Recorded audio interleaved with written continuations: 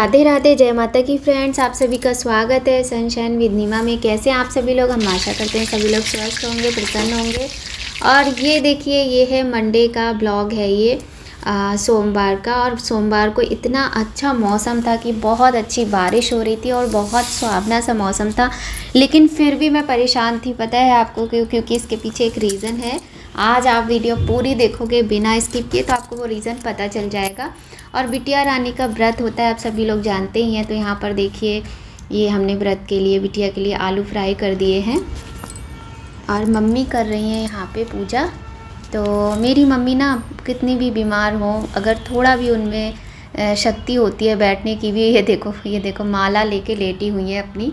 और यहाँ पर मैं इनसे यही बात कर रही हूँ। चुकी और थक गई, थक के लेट गई। क्या बात है, गर्मी लग रही है इस समय तुम्हें? तो मैं यही बता रही थी कि मतलब मम्मी कितनी भी ज़्यादा परेशान हो अपने शारीरिक तौर पे, लेकिन पूजा वो ज़रूर करती हैं। और उनकी ये आदत है भी बहुत अच्छी। कभी कभी हम लोग इरिटेट हो जाते हैं कि इतनी बीमार हैं फिर भी पूजा कर रही हैं, लेकिन बहुत अच्छी बात है ईश्वर से जुड़े रहना। इसी से तो उन्हें शक्ति मिलती है कि आपको मैं दिखाऊंगी कि कितना कम खाती हैं फिर भी अपने कम से कम कुछ नहीं कर पाती, तो इतना तो कर ही लेती कि पूजा कर लें। और यहाँ पर देखिए मेरा ये सुंदर सा प्लान।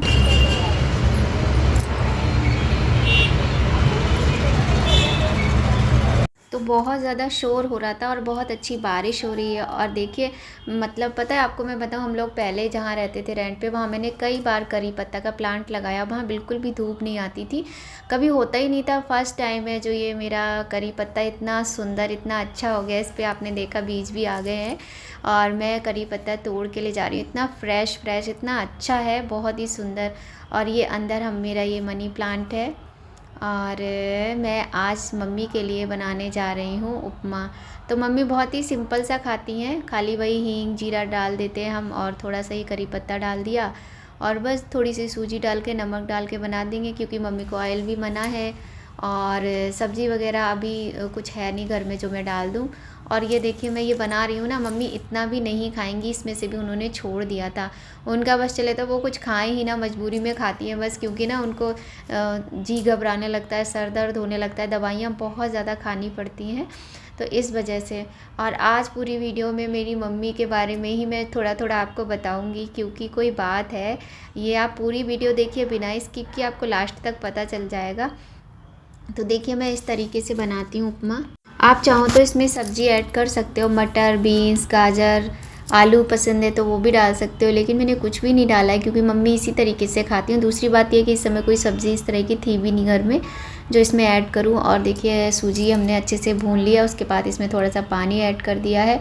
और बस मम्मी थोड़ा सा ना इसको गीला गीला सा खाती हैं, वो टाइट एकदम हो जाता है ना, सूखा सूखा, वो उनके फिर गले में फंसता है तो वो खा नहीं पाती हैं। तो यहाँ पे देखिए इस तरीके से हमने बनाया उपमा। आप लोग भी बनाते होंगे ना तरह तरह से टेस्टी टेस्टी उपमा। और हमारे यहाँ तो उपमा तभी बनता है जब मम्मी खाती है, क्योंकि मम्मी खाती ना तो दिव्य भी खाते हैं। और दिव्य अभी स्कूल गए हुए हैं। तो ये देखिए मैंने उपमा बनाया है और मम्मी बैठी हुई हैं, लेकिन मम्मी इसको पूरा खाएंगी भी नहीं। और अभी ये है, आप लोग को पता है ये शिफ्टिंग की है तो सामान थोड़ा थोड़ा करके लगता रहता है। और अब मैं बना रही हूँ यहाँ दोपहर का खाना, भरवा तोरई बना रही हूँ। और आज शनिवार है तो प्याज लहसुन का यूज़ आज होता नहीं है, तो बहुत ही सिंपल तरीके से हमने यहाँ पे भरवा तोरई बनाई है, सौंफ धनिया वगैरह डाल के। प्याज लहसुन नहीं डाला है। शनिवार और मंगलवार को हम प्याज लहसुन का यूज़ नहीं करते हैं, पर अच्छी बनी थी तोरई, सबको अच्छी लगी। और ये देखो मैंने कहा था ना आपसे मम्मी नहीं खाएंगी पूरा, तो आधे से भी ज़्यादा छोड़ ही दिया उन्होंने। खाती नहीं है वो, इसी तरीके से करती हैं।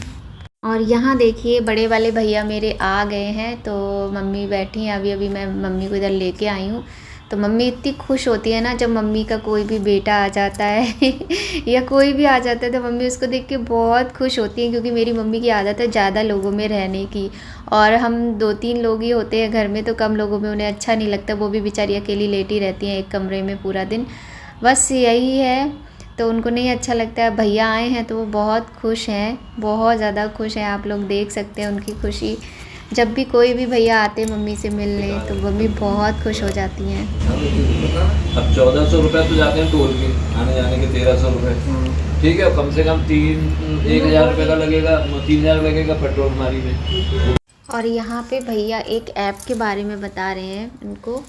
तो यहाँ पर ये लोग यही बातें कर रहे हैं, तो मैंने सोचा ये बातें क्या सुनवाऊँ आपको, इसलिए मैंने सोचा वॉइस ओवर कर लेती हूँ। और बस मम्मी मेरी अब जाने वाली हैं, और इतने दिनों की जो रौनक थी मेरे घर में, जो मम्मी के साथ मैं रह रही थी, अब फिर से मैं अकेली हो जाऊँगी, मतलब क्या बताऊँ आपको।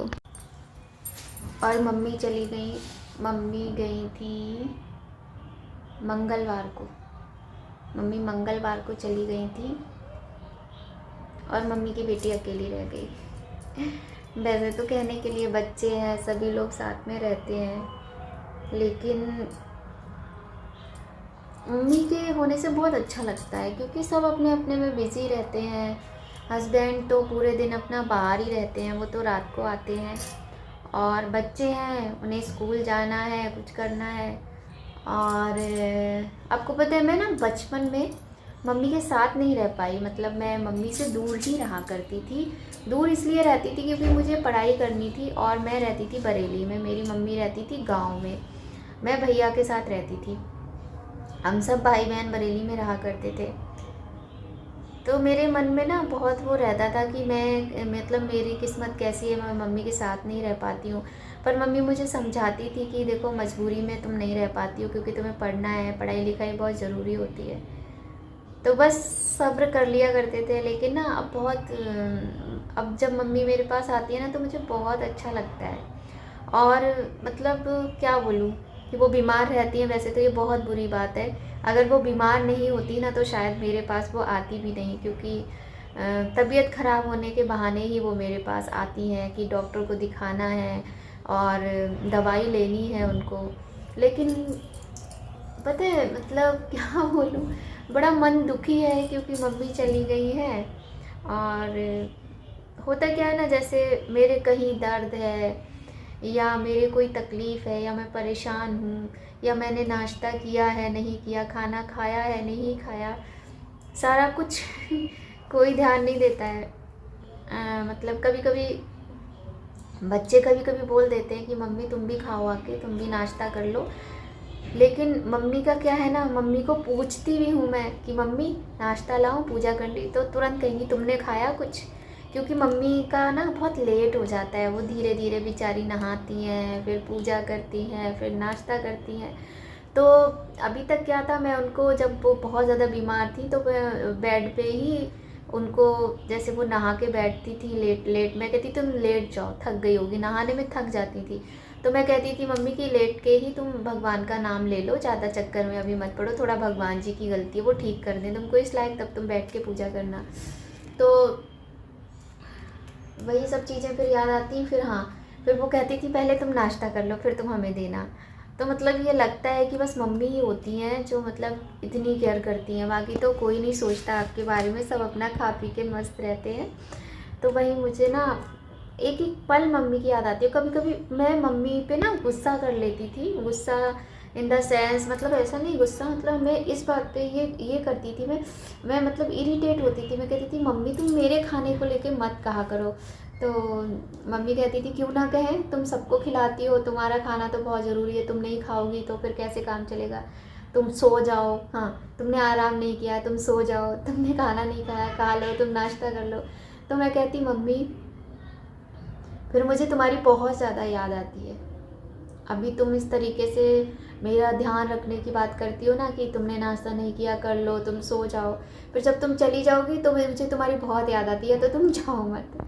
तो वही है कि क्या बोलो मम्मी गई हैं तो मुझे अच्छा नहीं लग रहा है, बहुत बुरा लग रहा है, सभी को बुरा लगता है, पर मैं अपनी बता रही हूँ।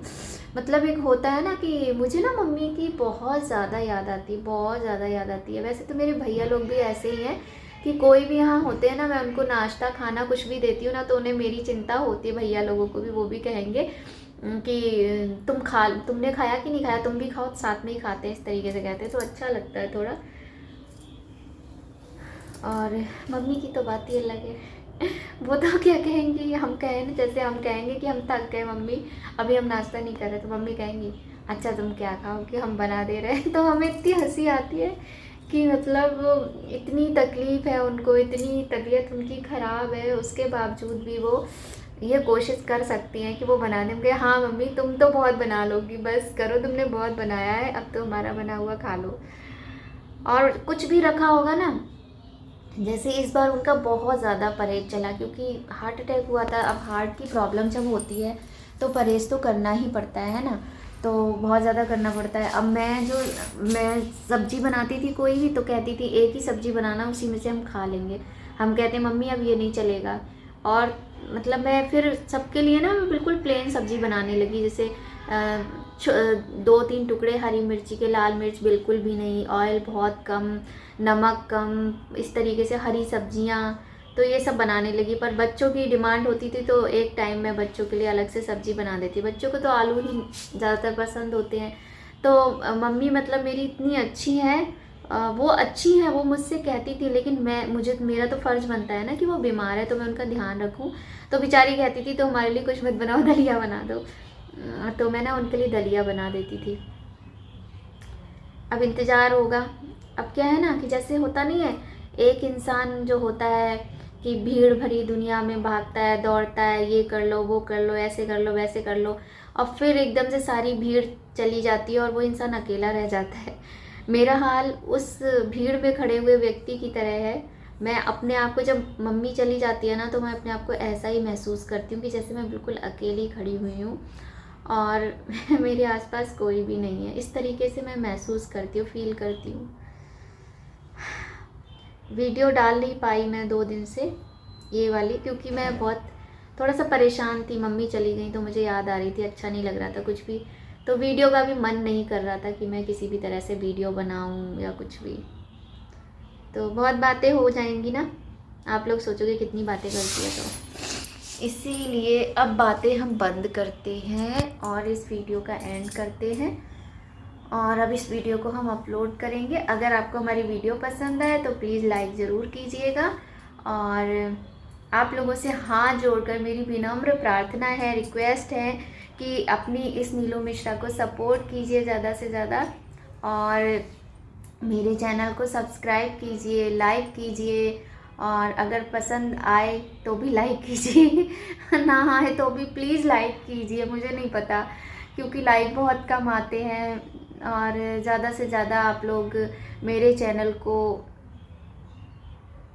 सपोर्ट कीजिए, मतलब अपनी फैमिली फ्रेंड्स के साथ शेयर कीजिए, जिससे मेरे सब्सक्राइबर बढ़े। और मतलब आप लोगों की विशेज़, आप लोगों के आशीर्वाद के बिना तो कुछ होना ही नहीं है ना। तो बस आप लोगों का आशीर्वाद चाहिए, आप लोगों की शुभकामनाएं चाहिए, आप लोगों की विशेज़ की मुझे बहुत ज़्यादा ज़रूरत है। तो अगर आपको मेरी वीडियो पसंद आए तो लाइक ज़रूर कीजिएगा, और ऐसी अच्छी अच्छी वीडियोस लेकर हम आते रहेंगे जल्दी से जल्दी। मुझे भी मतलब मुझे भी क्या चाहिए, मुझे भी आप लोगों का बहुत सारा प्यार चाहिए, मुझे भी आप लोगों का प्यार चाहिए, आशीर्वाद चाहिए। तो उसके लिए आप एक लाइक ज़रूर कीजिएगा, ठीक है। तो अब इस ब्लॉग का हम यहीं पर एंड करते हैं, मिलते हैं आपसे नेक्स्ट बहुत ही इंटरेस्टिंग वीडियो में। राधे राधे, जय माता की।